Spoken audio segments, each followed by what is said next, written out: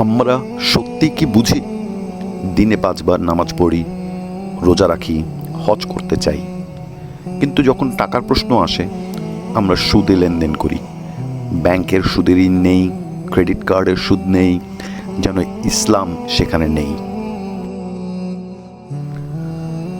আল্লাহ তাআলা বলেন, আল্লাহ ব্যবসাকে করেছেন হালাল আর সুদকে করেছেন হারাম।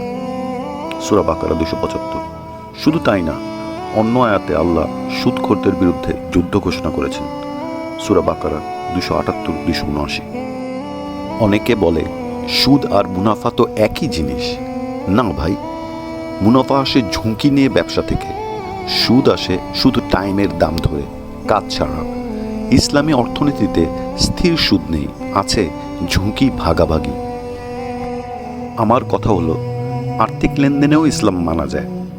ইসলামী ব্যাংক আছে, সুদমুক্ত ঋণ আছে, হালাল বিনিয়োগ আছে। শুধু একটু সচেতনতা দরকার।